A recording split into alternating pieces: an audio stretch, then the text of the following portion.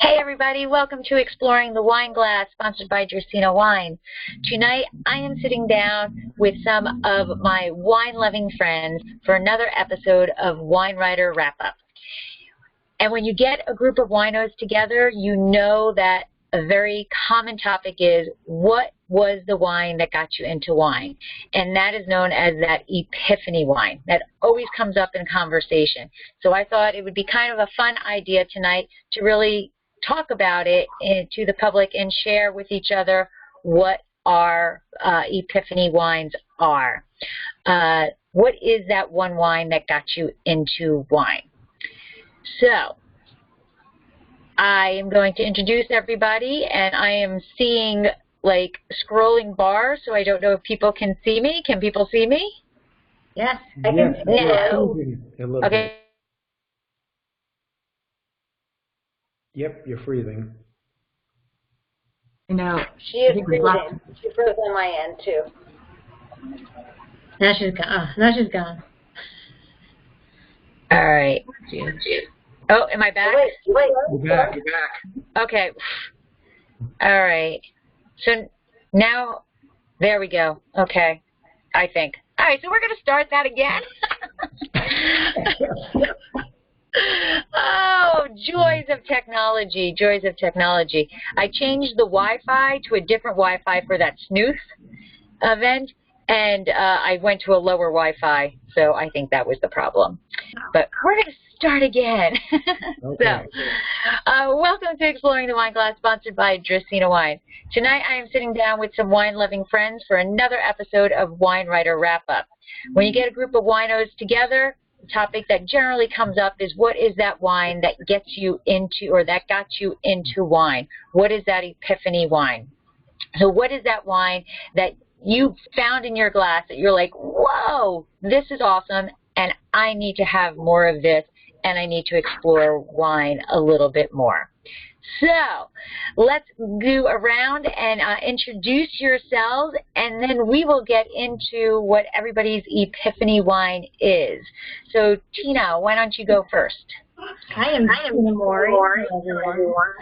I run Wine Studio, which is a wine and tasting company on Twitter. Yeah, that's it. There's so much more to you, Tina. Yeah, that's it. That's it. So boring. All right, Debbie, how about you? Well, my wine went to the liquor store. My husband was told to lay off the beer and the alcohol, and I walked into the liquor store and I bought a bottle of Rioja. Wait. Now we're talking about you yourself. We're not there yet. What? Tell us about you. Oh, tell me about me. I'm Debbie G. Quindle. I'm the Hudson Valley Wine Goddess. I'm not on the same page, obviously. And that's all there is to me. Wow. There's a lot more, but you don't want to be bored with it. We are short on the introductions today. Nicole, how about you? Hi, I'm Nicole Ruiz Hudson, and I write at the Stoms Table and Nibbling Gypsy, among other things. I'll keep it short today, too. And Martin? Oh my God, I'm waiting for all of this introductions to flow out. Everybody's keeping it short. So my name is Martin Redmond. I write at Enophile's Wine Blog. Started that in 2010. So I've been doing it for, gosh, coming up on 10 years now. And my daytime gig is that I am a financial executive. Do the wine on the side. All right. And for those who don't know, I am Lori Budd. I am your host, and I will keep it short, too. UC Davis winemaking graduate and WSET Level 2 graduate. We'll stop with that. Okay? Cool. All right. So, first and foremost, do people have wine in their glass tonight? Are we drinking tonight? I do. All right. Martin, what do you have? I'm drinking some Rasteau. We're doing an event with some wine blogging friends this weekend, and Restau is the topic. So I'm getting into it. I've never, the only wines I've had from Restau previously were the sweet wines. So I'm looking forward to diving into these wines and seeing what they're all about. And when is that event? That is going to be Saturday the 16th. That's when the Twitter chat is. Awesome. Well, do you know what the hashtag is? We'll do a little shout out. Sure. It's Winophiles. Hashtag WINOPHILES. Perfect. Perfect. Nicole, what's in your glass? Well, I'm having water right now because I was at a tasting event for most of the morning, but it was really good. It was a Alto Adige event, and there were some really lovely wines there. All kinds of great things from some like beautiful Gewürztraminer that were really different than I think what we tend to think of as Gewürztraminer. From Alsace, for example, there's some Schiava that was lovely, and Lagrein, which I really love. Nice light red. Very nice. Very cool. Tina? I am drinking a white wine from Chile. I think the blend is Riesling, Semillon, and something else. I forget, of course. I got this wine from, I work part-time at Crystal Palate, which is a wine and gourmet store. You guys probably know Crystal Cameron Shad. Probably seen her Crystal Palate on Twitter and wherever, but I work part-time over there, and she just handed me this bottle today, and she said, here, just take this. So I said, okay. Twist your arm. Yeah, exactly. Yeah. It's fabulous. Delicious. And Debbie, what about you?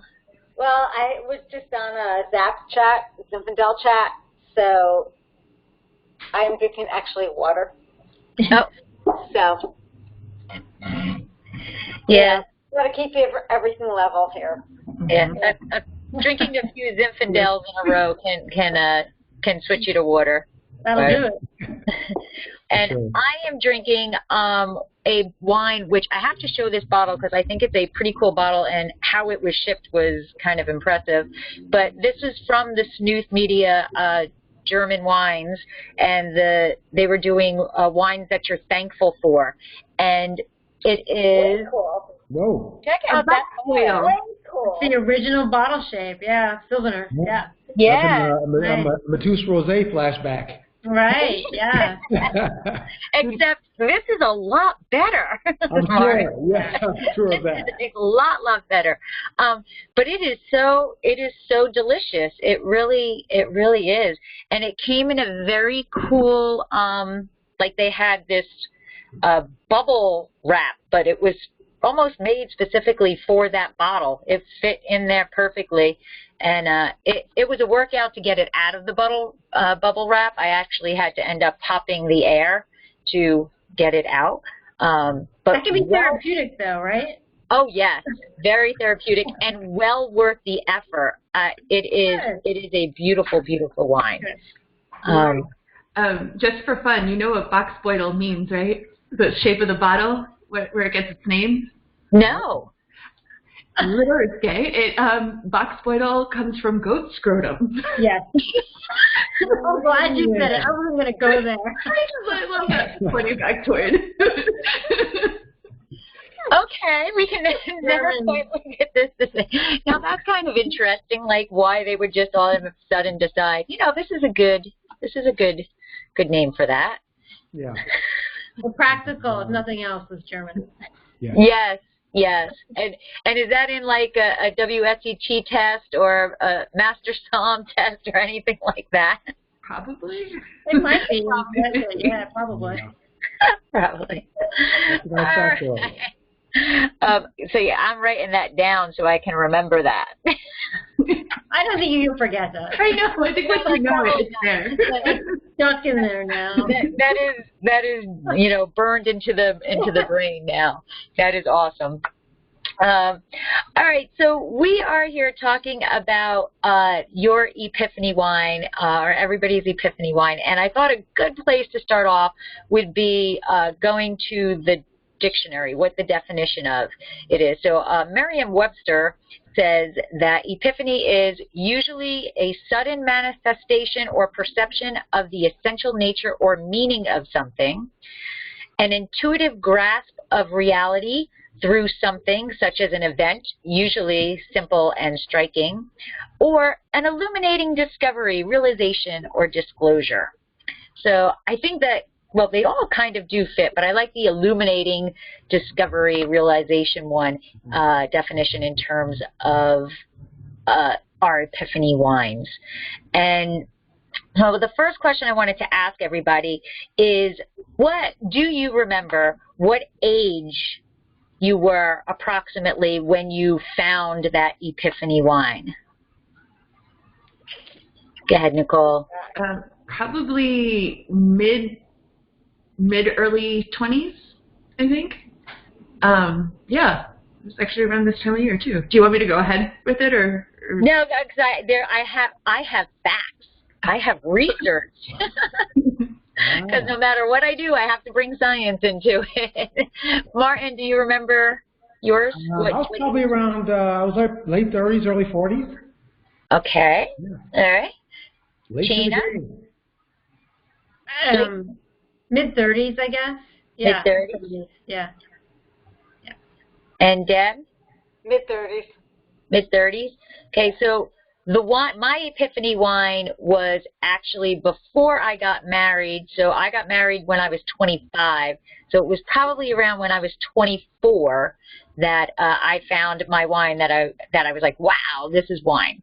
So according to research, the precise age, which I don't know how they can say precise, but the precise age of most Americans have had their wine awakening is at age 29. Oh. Wow. Yeah. No. Wow. What's that based on? So the survey of 2,000 wine drinkers, which were commissioned by Jordan Winery, indicated most Americans don't really begin to appreciate wine till the very end of their 20s. 30% of them were introduced to wine by a friend, while 21% of them found it on their own, and 17% got into it because of their romantic partner. But did it say anything about the demographics, like the age? That they I don't know. It doesn't say who they surveyed, but I'm sorry to be, Yeah, I don't know, but 29. So in the late 20s. But 2,000 is kind of a decent populace for a study. I'm wondering if there's a difference between men and women in terms of the age. Is that a blended sort of thing? Yeah, that's pretty much all there was. They didn't say what, other than that there were 2,000 people surveyed. It didn't say whether they were male, female. Didn't say. It just says Americans. So it doesn't say nationality. It doesn't say anything other than 2,000 people. So, and I actually did look more because I can't. I was like right there, science. We need to do the demographics a little bit more, but I couldn't find anything else more. But I wonder if we reach out, if I'm really curious, I can reach out to Jordan and see if they actually have the survey, since it's their survey.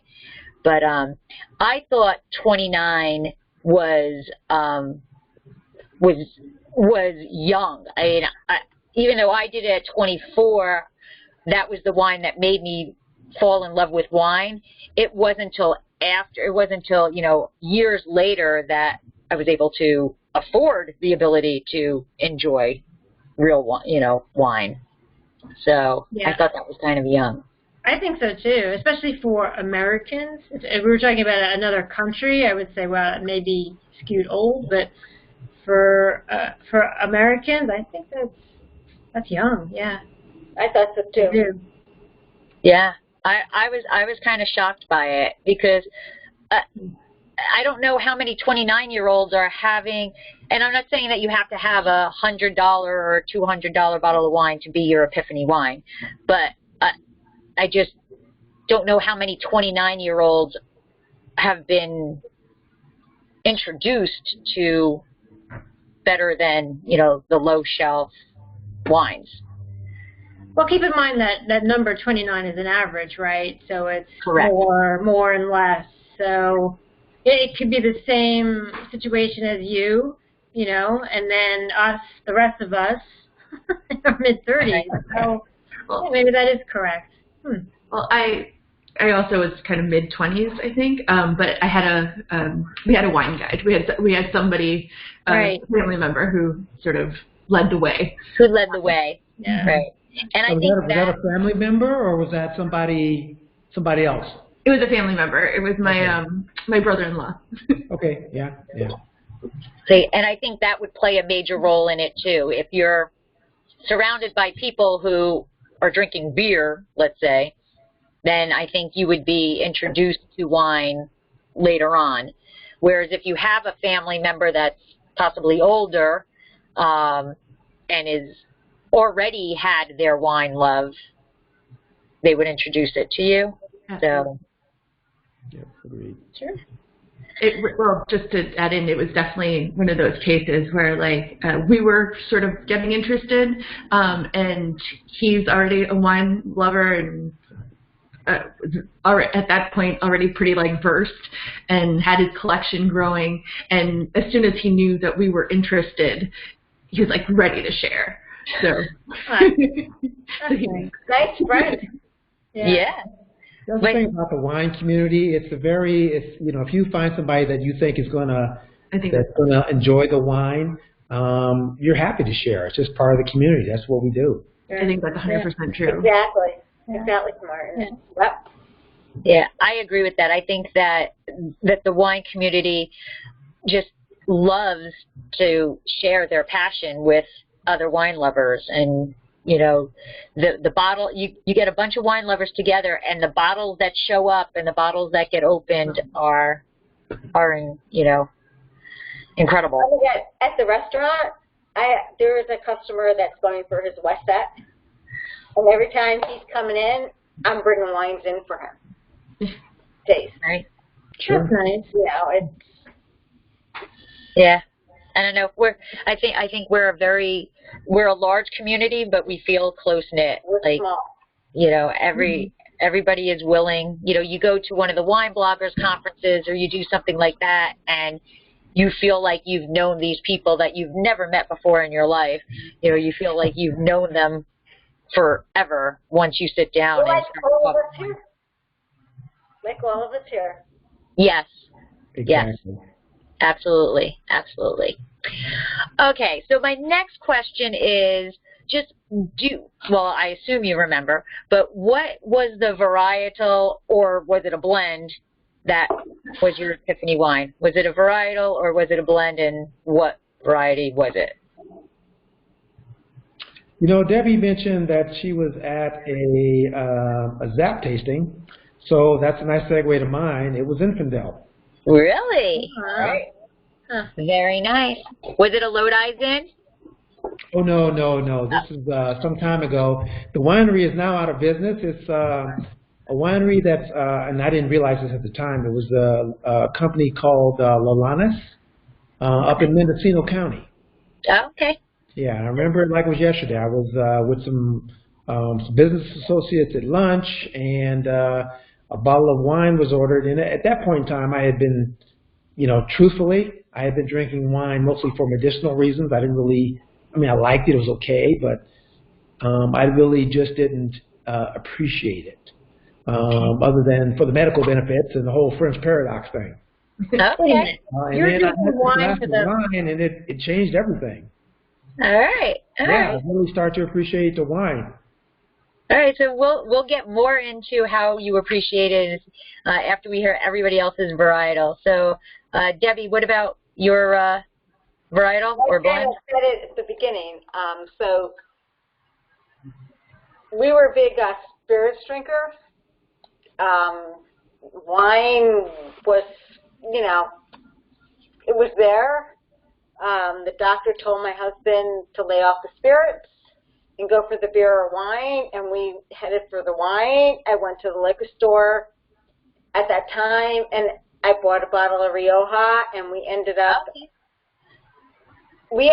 actually purchasing a whole case of it when all said and done. Going back to the liquor store.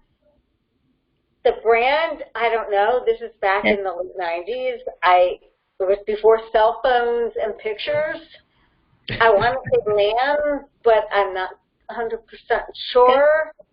But that was the it was like, oh my God, this is good, and that like set me on the course for no return.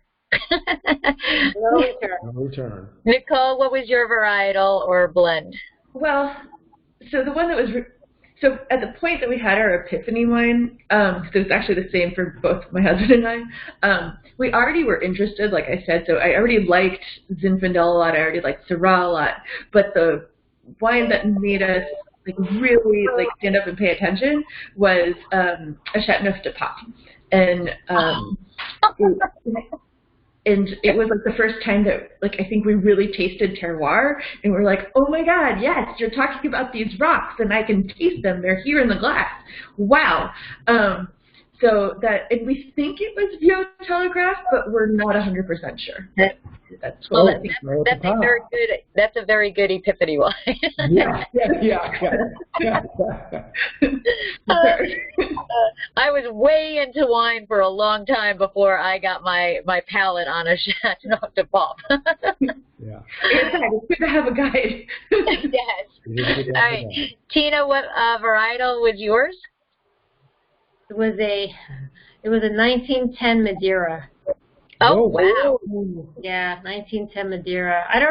I think it was the sweeter, so maybe a Boal or a Malmsey, I would imagine, not the Verdeja or Cerchel, but yeah, a Madeira. Wow. It was, wow. Yeah, it was amazing. 1910. What was that like?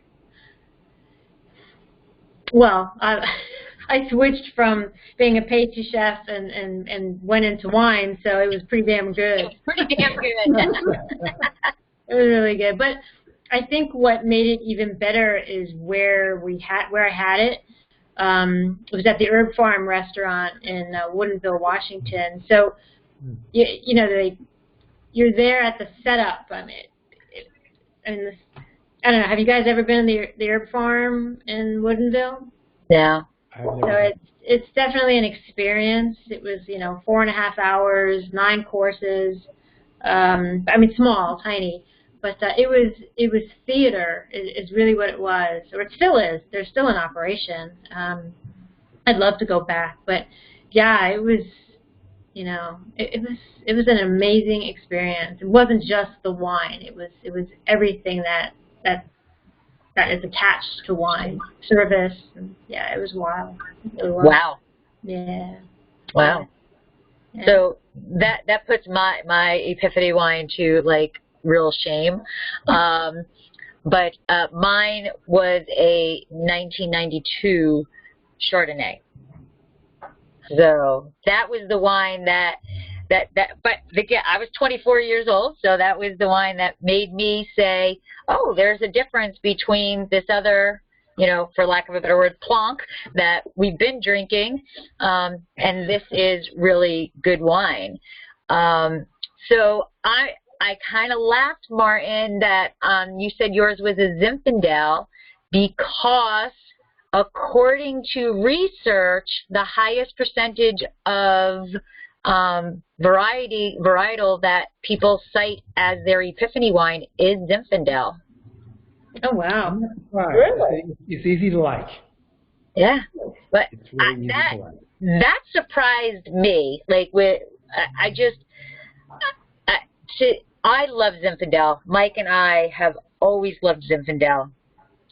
But in my head, I don't see that as being somebody's aha, oh my God, this is what wine is moment. But according to the New York Post, that is the #1 varietal that people say is the epiphany wine. So Martin, woo, right in there with. Well, like I said, it's easy to like. See, now, I know a lot of people who don't like Zinfandel. They don't like that pepper. And it's, well, at least, our California's Zinfandel runs a spectrum. Right. It really does, yeah. Forward, Really. or you got the pepper. It's not a level field. Right. Yeah, I think a lot of people don't realize how big that range is with Zin, that it can be sort of kind of on the lighter end, which maybe you don't see as often, but they exist, Right. like that almost are, in that sort of bigger Pinot Noir Grenache camp, and then they can Right. be really big and bold. And I think also Zinfandel perhaps has the problem that there's a lot of it out there, and I think a lot of people are drinking bad versions, and when there are some like really just spectacular versions that exist as well. Okay, I attended a Zap festival at Cork Buzz in New York, and we tasted 14 Zins, and one was from all different regions. It was all California, but all different regions, and one was better than the other. And, I think one of the things that a lot of, like what Nicole's saying, there's, variety there. There's a lot of Zinfandel that is alcohol in your face type Zinfandel. And there was one wine, and I don't remember which one it was, but there was one that was 15.5 alcohol, but it was so well balanced and so beautiful that I would have never guessed. In fact, they did that. They didn't tell us what the alcohol was on that one until after we tasted it. It was magnificent. But I love Zinfandel also, and it does have a rub. But I think you're right, Nicole. There's a lot of not so great quality out there. Indeed. And I think it's a nice food wine, so I think that helps. And I think that plays into, Tina, like what you were talking about in terms of it's not just what's in your glass, it's that whole environment surrounding it. And yeah. For me, at least, yeah, I think so. And especially for that epiphany moment, too. Yeah, I think it kind of solidifies. Yeah, I don't know. I keep thinking about it now. It's funny when you said the subject. Like, oh God, get back there. but It was just so welcoming and lovely, and I always remember it. So yeah, for me, it wasn't just the wine. Yeah, but obviously it was the wine that kind of. I'll stop talking. Sorry. No, because I'm curious. So how did that? So like I asked Nicole, how did that wine end up in your glass? How did the 1910 Madeira like did somebody just say, hey, give this a shot? Give this a try? What? Oh, no, it was part of the tasting. Your experience. Yeah, it was part of the tasting. So we had, I think I said we had like 9 courses. We didn't have 9 wines, obviously. We had like maybe 5 or 6 wines, and that was the last wine of the evening, this 1910 Madeira. And oddly enough, I just saw recently that they poured their oldest, and it was the last of it, I think a 1795 Madeira. That was the oldest that they poured, and the last of it. Yeah, so can you imagine? Wow. Yeah, so 1910, it seems like a youngin' compared to that, yeah. But yeah, what food was that paired with? Do you recall? Oh hell, Martin, I don't know. I think it was the end of the evening, so I would imagine some sort of cheese. They do a lot of. They don't necessarily. I don't know if I remember correctly, but they did some dessert, but it was never anything super sweet. Right. They did a lot of cheese course, obviously. So I would imagine it probably crossed over to like cheese and maybe a little bit of a dessert, but okay. I honestly don't remember. I probably have it somewhere, the menu, but yeah. So anyway, but yeah, that was just yeah, I'll just never forget that they opened the curtain to the kitchen, which was right there, and they introduced everyone from the dishwasher, up to the master sommelier. So, and there were, I think, 4 somms on the floor. So, yeah, it was crazy. And crazy.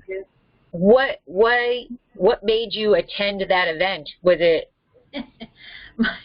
So my husband, he was going to be traveling the area, and he's like, "Do you want to go?" And of course, my initial answer to everything is no. He's like, "We need. I think we should go, Tina." He's like, "It'll be fun," and blah blah blah. And we stayed right next door. They have rooms there upstairs, but they were way too expensive. So we stayed right next door. I think it's called the Barking Frog or something like that. So yeah, it was my husband. He forced me, but yeah, it was well worth it. Yeah, it was fun, great, very cool, really great. Did you walk out and he said, "No, no, no, no, no, I told you we should go"? I think so. I'm pretty sure he said exactly that. Yeah. Yeah. Theme in our marriage, apparently. Yeah. What? That's a theme. Theme in our marriage. Yeah. I think that's a theme in a lot of marriages. I think so too. I know. All right, Debbie. So share your actual experience. So, as I said at the beginning, when I was like off track. So way back in the 90s, my husband was told to lay off the beer, or lay off the hard alcohol. So he was a Scotch guy, doors, and I was a vodka girl. And so the doctor said, go to beer or wine. So I said, I'll go to the liquor store, and I ended up buying a bottle of Rioja. And the brand, I don't know. I just know it was a orangish, reddish label. Looking back, it could have been a Lan. I have no idea. But we ended up going back and buying like the entire case that this liquor store had over a couple weeks. And that was like our aha moment. And it was just like, that was the wine, and we never went back. Did you just drink it on its own, or did you pair it with something? And we drank it on its own with whatever we were making for dinner. We had 2 young kids at that time. I mean, our kids were born in 92 and 94, so this is probably like 98, so it was just like, it kind of just blended in. And I'll never forget when I went back to get more, and they were like, "We don't have any." I turned around and walked out. I'm like, okay, now what do I do? That was really both of our epiphanies for wine. And, I, over the years, took the road that I took, and my husband ended up in the winemaking, field. So it's interesting how you end up, my passion is to educate people on wine and so that they can find the wine that they like. Might not necessarily be the wine that I like, but, whatever it is. And he took the winemaking route, and that's cool. That's it. That's where we're history, as they say. Right. All right, so Martin, tell us about that luncheon for Zinfandel. I was out to a business lunch, and this is kind of like Silicon Valley high-tech sort of stuff. We had a little ping pong table at the company and that type of stuff. So we all went out to lunch, and it wasn't unusual to order a little wine or beer at the time. And the guy who was the president of the company was a wine drinker. And so he ordered some wine, and we had that with lunch. I have no idea what I had for lunch, but I remember this wine, which I thought was fabulous. It was better than any wine I had up to that point in time. And it was just so delicious.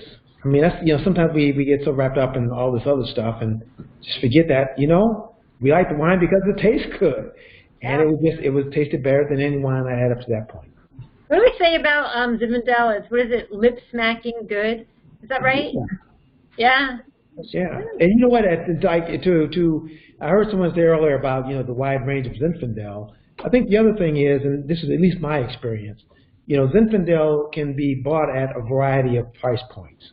And people tend to bug and say, oh, yeah, I'm not going to buy, I wouldn't pay $75 for a bottle of Zin, but I would pay $75 for a bottle of Cab.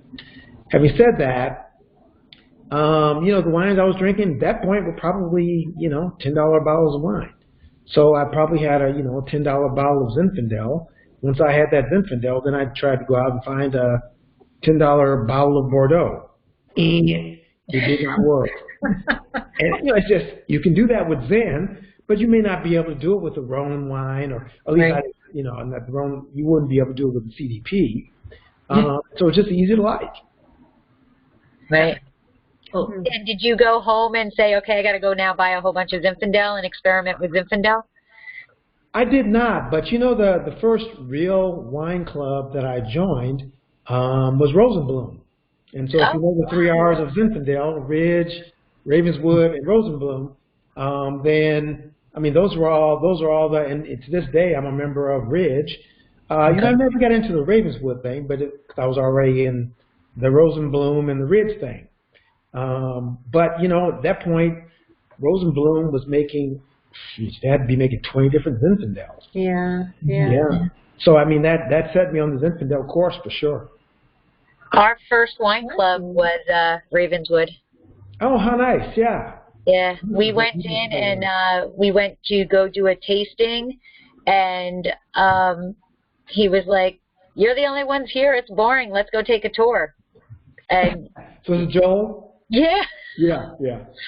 Took us everywhere, everywhere. And somewhere, like 8 moves later, I still have the pin that says no wimpy wines that he gave us. But yeah, that was, and Tina, that really had a lot to do with the experience too. Yeah. Because, Joel walking us around on this one-on-one tour and showing us every little thing about the wine and the winery. And, I think that might have been our first barrel samples.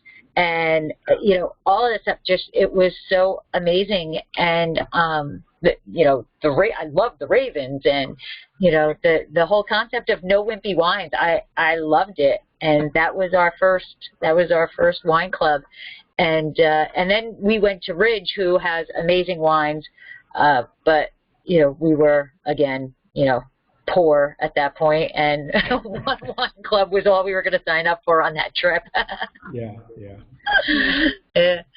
I CDPS.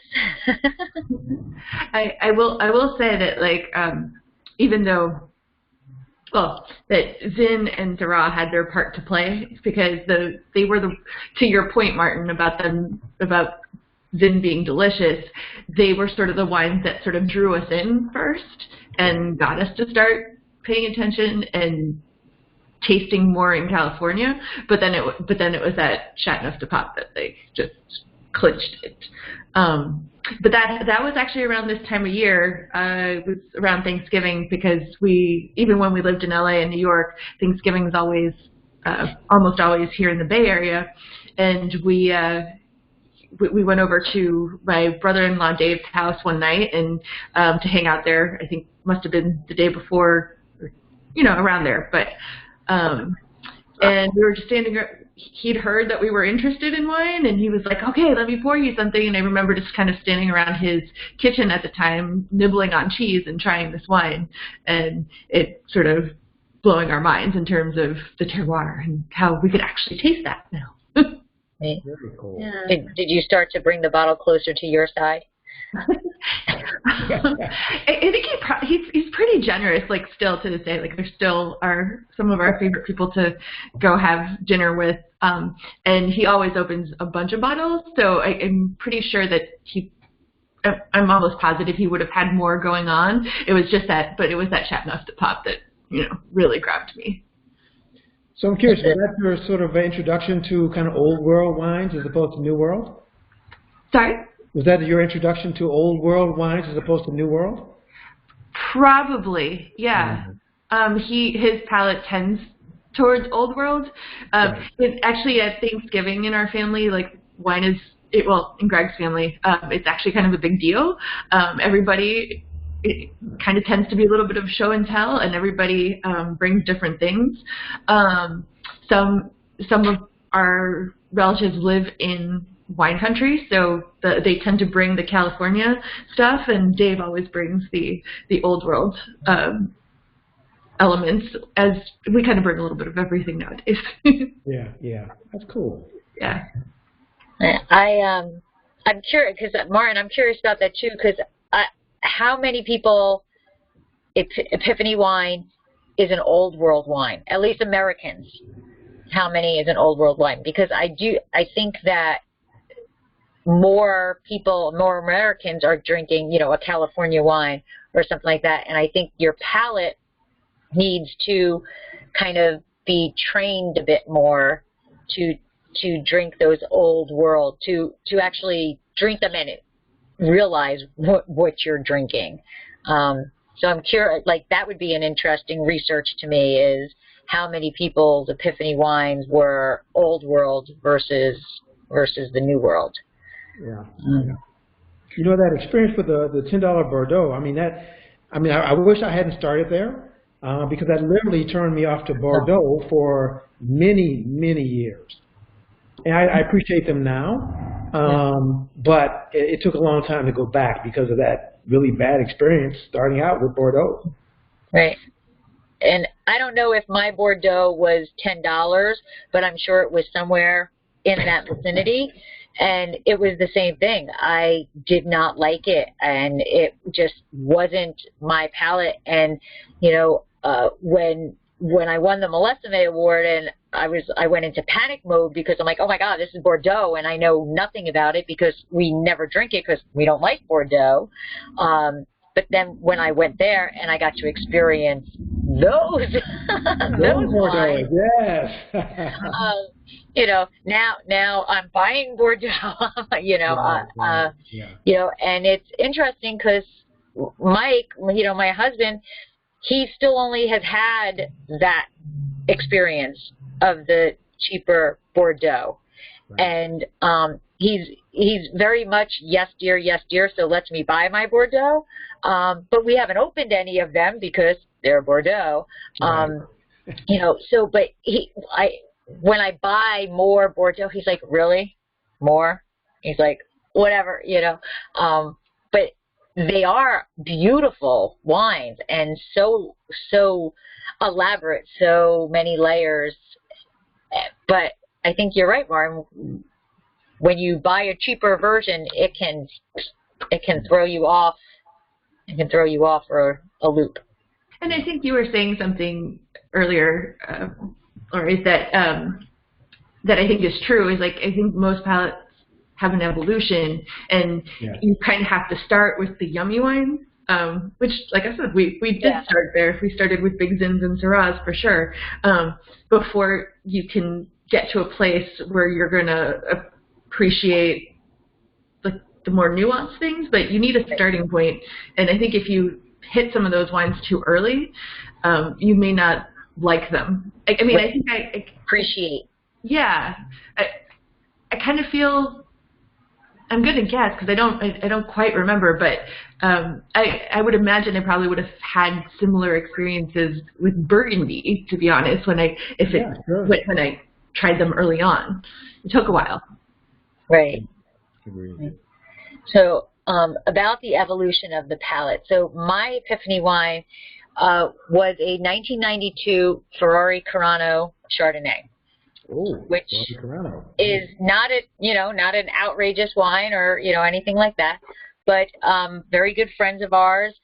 We were at their house and they poured this Chardonnay, and I loved it. I was enamored with it. I was like, oh my God, this is really good wine. I love this. To the point that for our wedding they gave us a case of it, and then Mike we got married, he went out and like sought all. I think he bought every 92 Chardonnay, Ferrari Toronto Chardonnay there was in New Jersey, and it was amazing. And when we went out to wine country the next time, we went to Ferrari Toronto, and then I fell in love with the winery. I mean, Villa Fiore, it's beautiful, and the gardens and all of that, and I fell in love. And then the second time we went there, I was still like infatuated with them, and I forget his last name, but George, the winemaker, was there, and it was like bowing down to a rock star for me. I was like, oh my God. And to this day, I still have the signed bottle that he gave us, and it was the best wine ever. And that was the wine that made me start saying there's differences between wine. But as our palate evolves, that same wine, I cannot drink Ferrari Toronto Chardonnay anymore. It's just not, it's a whole different experience for me now, so. Yeah. I mean, I don't know. I tend to think if I was drinking in 1910 Madeira again, I would probably still feel the same way about it. Agreed. So when people ask you guys, because inevitably everybody does because we're in the wine industry, when people ask you guys, so what's your favorite wine, what do you say? I'll do the top out, whatever's in my glass. True. Whatever I have a yearning for. Yeah. What is my favorite wine now? That's a tough question. Wow. I would say the largest percentage of wine I have is Syrah. That's probably the largest percentage I have. And that's probably because we just belong to Cayuse, and he ships us a case a year, and you just physically cannot drink that much of that. But I'm like going through. I don't know. I like the weird ones. I mean, obviously Cabernet Franc. I mean, come on. Yeah. But aside from Cabernet, I think we don't have a lot of Zinfandel anymore. Not so much because we don't like it, but we don't come across it so much. Mm-hmm. Like Paso and Zin aren't so big, and that's where most of our wines are from now. Other than Tobin James, that makes like 50 different ones of them. Yeah. I don't know. Ooh, that's a good question. And, I would say that if pressed, if someone asks me what my favorite grape variety is, I do have an answer for that, and the answer is Syrah. So, similarly, like I find it hard to pick one, but I will say Syrah for reds, Riesling for whites, and then Champagne just gets its own category. Oh, absolutely. But I'm just like, part of what I love about wine is that there's always something new to try. So it's kind of like whatever new weird thing I have found that I can get my hands on that's not too expensive. We tend to, keep it for most days pretty reasonable. But yeah, I like picking up bottles from weird new locations, and you can sort of travel there via that wine. Yeah. So that's interesting. That's 3 Syrahs. So Debbie, Tina, what would be your answer? Deb, what's your answer? I don't know. It's, what was the question? What's your favorite wine? If somebody asks you, so what's your favorite wine? You know what? I don't have a favorite child. I think it really depends on the moment and what I'm drinking. Like tonight, it was Zinfandel. Last night, it was Cabernet. It was freezing. It was cold. Now, see, for me, Cabernet is very low on the totem pole. Oh, I needed it last night. It was a nice heavy wine, and it was like, it dropped 40 degrees, fireplace going. Yeah, that's it. I kind of agree with you, though. Really, people ask me a lot, what is your favorite wine? And it's really the wine of the moment. Yeah. It's like my dog Gigi has the ball of the day. You know, I have the wine of the day. It's really what it is. It's what you're feeling. It's what you might be preparing for, a wine pairing for dinner. So I really can't say there is one. It really depends on the moment. It depends on the day. It depends on what's going on. Well, equal opportunity. Wait. So, Tina, do you have one? Yeah, and yes, because this got me thinking. I get asked this question all the time, but somebody asked me recently, and it was after you put out your subject, tonight's subject, and I realized my answer to everybody's question, what's your favorite wine? It's always the oldest bottle in the room. Oh. And I think for me it's becoming, I'm like full circle now, especially with that 1910 Madeira, that's the oldest wine I've ever had, and I think that really did stick with me because my answer is always the oldest bottle on the table. So that really, really stuck with me. That's cool. Well, thank you.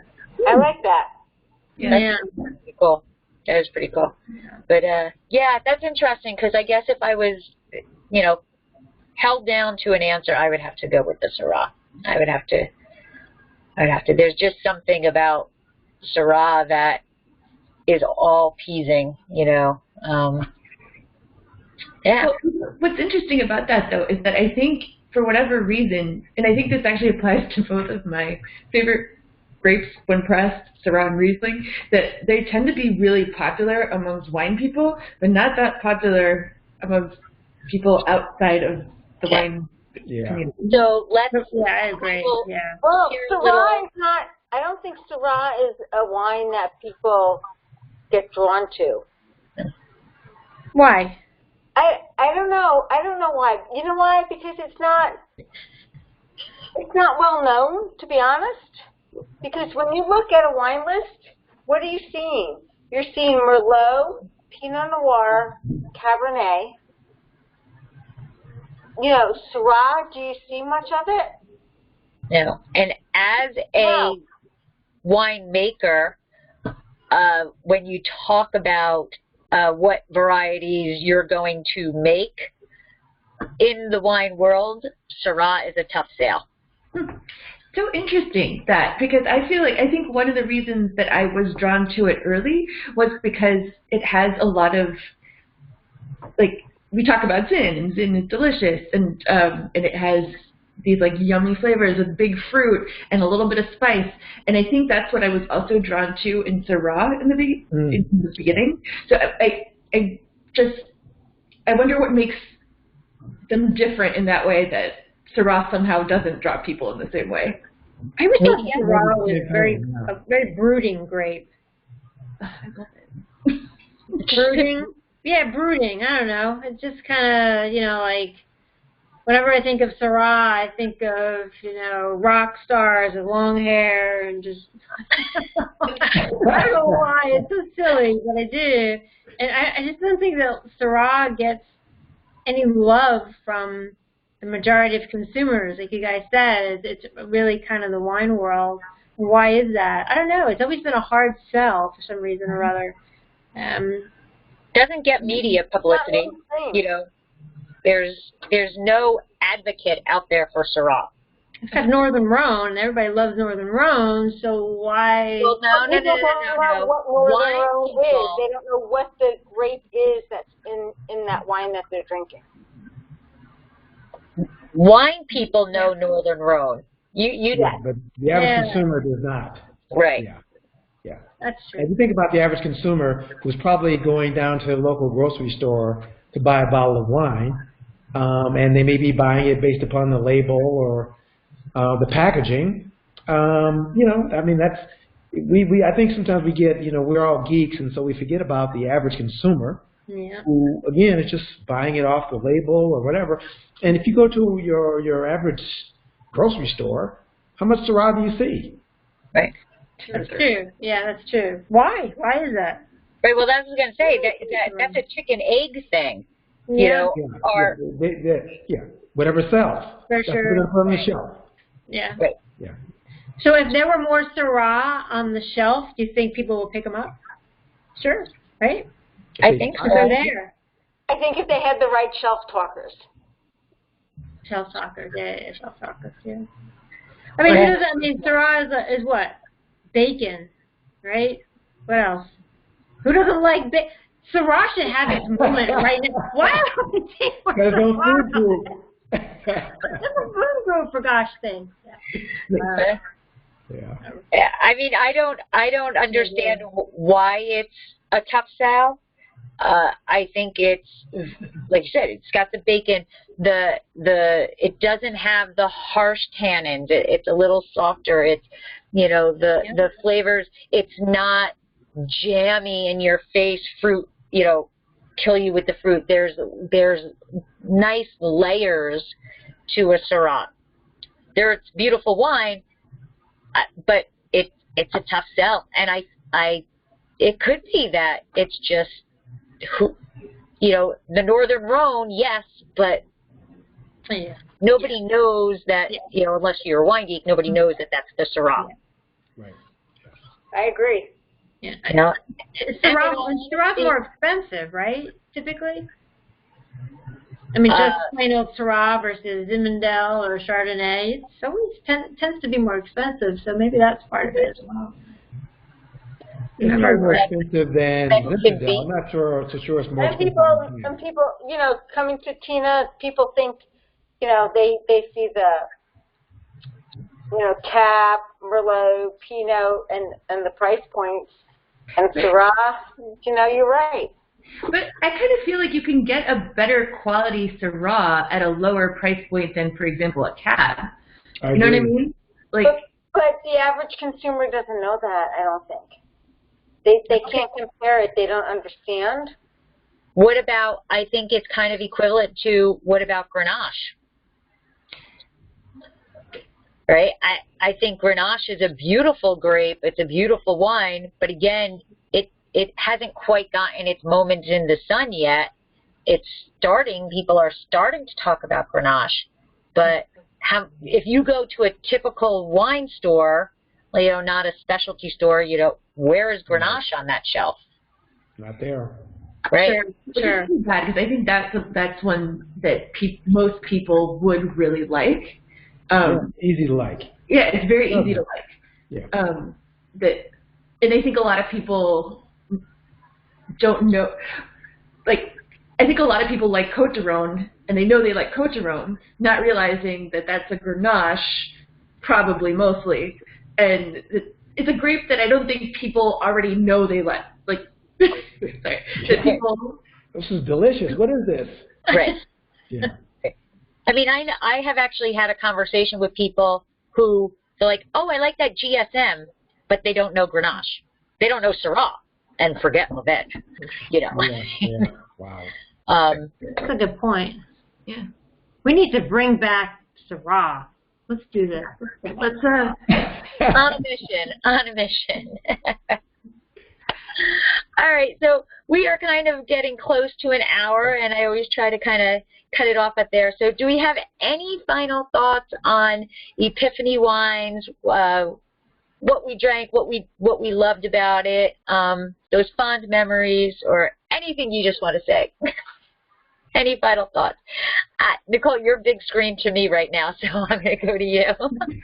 I don't know. I mean, I think it's just a question of, like, keep tasting and keep sharing and try new things. And sometimes even if you think you don't like one thing, challenge yourself and try it again because, you know, there are many different versions of every grape, even from the same place. Absolutely. I agree with that. I agree, too.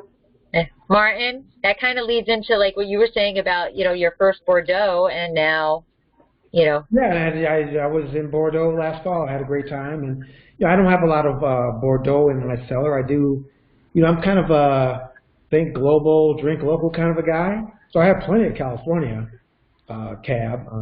Like I said, I've been a member of Ridge for a number of years. Love those caps. And I love, the thing for me, and I will say this about Zinfandel. Zinfandel is the grape that helped me to understand the difference between drinking a wine that was 100% of one variety and then having something that was a blend of several things. It was after tasting a bunch of Zinfandel. I loved Zinfandel, and then I started drinking Zinfandel that had a little Petit Syrah in it or a little bit of Alicante Boucher. And then I realized, oh, you know what? I love blends. And so it was really a launching point to, it's the same thing with Bordeaux or Rhônes or lots of different wines, Italian wines, etc. I'm always going to generally prefer a blend to just the one grape, except for maybe Syrah. But even Syrah benefits from Viognier or whatever else. Good point. Okay. Tina? I just need to be drinking more Madeira, apparently. I mean, they're expensive, obviously, but they last forever. They do. They literally obviously they last forever. So yeah, I'm gonna drink more Madeira. Yeah. Well, Tina, earlier you said I asked you about what was paired with the Madeira. I went to a friend's house the other night for a wine tasting. So he called me over to his cellar. He says, I want to drink this wine with you. It was I want to say it's a 1950 or 60 Madeira. He says, we got to find something to pair it with. And I'm like, can you just drink it on its own, or you need to pair it with something? And he's literally just waiting for the right meal to drink that wine. God. That's why I was asking you, because I really don't know. I think it depends. I think you got to treat it as obviously it's a dessert wine. The Bols and Malmsey's are dessert wine. So you got to treat it as such, I guess. Or just why can't you just open the bottle and then try different foods with it instead of having one meal? That would be fun. God, Good point. it's a big bottle. $7.50. You got a long way to go. A lot of alcohol. So. Yeah, it's about 18-20% alcohol in that bad boy. I think it's what do they call those? A potluck. Everybody bring a dish. And Yeah. shoot, you let me know when you do that, Martin, because I want to be. I will do that. Tina will be flying in for that. Yeah. Running. Debbie, any final words on Epiphany? I think, when you find that wine that you like, run with it, but also keep in mind vintages and things change, and keep an open mind and try different things. And always try different wines, because you never know when all of a sudden you're going to be like, oh my God, I really like this wine too. Don't get stuck on one wine. Right. Yeah, great advice. Absolutely. And I think that I agree with that very much so, because, and I guess my final concept would be, just because you've had one Epiphany wine doesn't mean you can't have another Epiphany wine. Because when I was in Bordeaux and I was in Saint-Emilion, man, I was having epiphany after epiphany of this is wine, and and then you just experience something else, and it doesn't have to be so different, like the Chardonnay versus a Saint-Emilion. You can have different wines that take you to a different level, and for whatever reason, because it's in your glass or because of that experience that surrounds it, the people you're with, or any of that. But as I say over the time, best way to learn about wine is to just keep pouring more wine. Yeah. All right. So you guys know, Wine Writers Wrap Up. My favorite part is the end with the riddle. Oh, geez. Yay. I hate this. Riddle. Okay. This is a really, really short one. Okay. So, if you drop me from the greatest height, I will survive. But if you place me in water, I will be destroyed.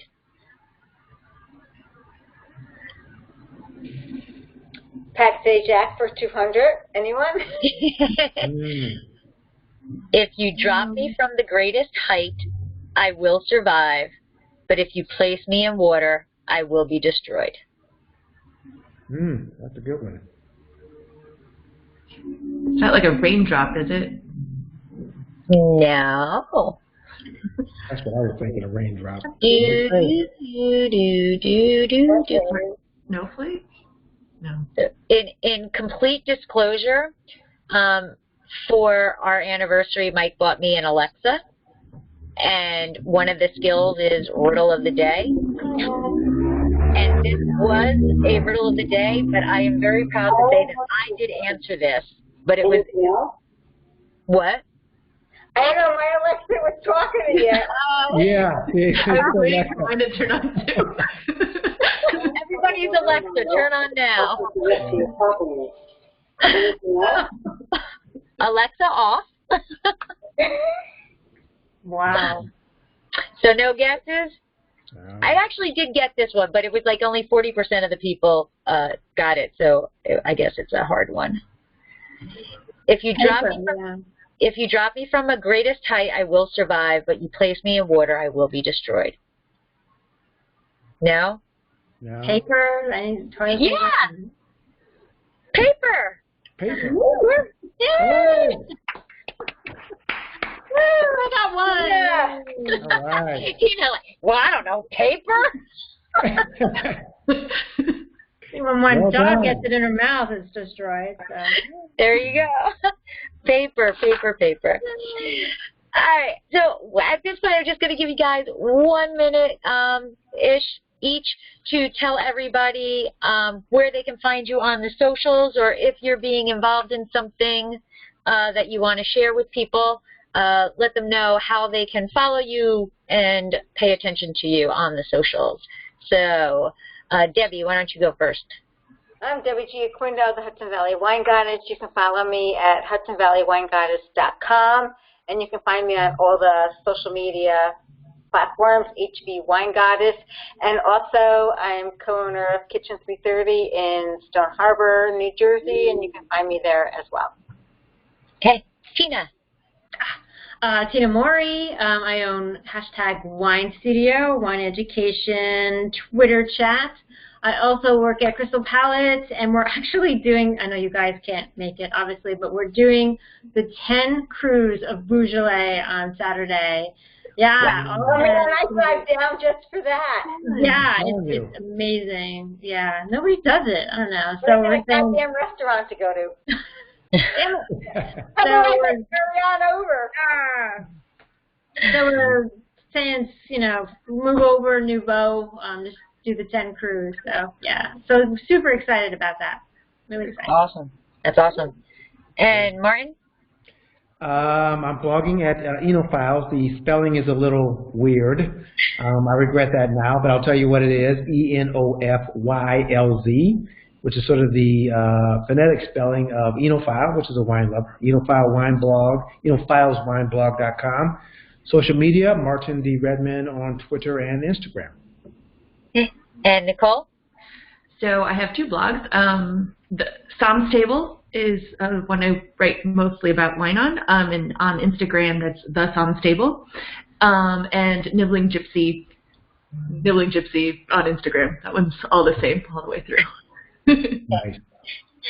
And I am Lori, and you can find me on 2 socials. So for the winery is Dracaena Wines across the board, including DracenaWines.com.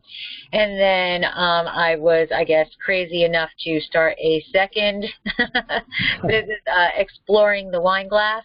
So that is everywhere, Exploring the Wine Glass, except on Twitter that did not allow me to use that many letters. So it's Explore without the E, Wine Glass. And what I want to just share with everybody is we are getting super, super close to Cab Franc Day, which is December 4th. Oh, nice. So, yes. So I will be spending the next few weeks promoting that and getting some wineries out and getting some samples to some bloggers. And please join us on December 4th for the Twitter chat. It'll be 8 p.m. Eastern Time. So join in the fun. So, Very cool. One of my favorite wine holidays. Yeah. yay! So thank you very much, guys, for joining me and taking your evening away to share your Epiphany wines. And I hope to see you on another Wine Writers Wrap-Up soon. Okay, thanks, everybody. Great to see you guys. Thank you, everyone. Bye. Yeah, bye-bye.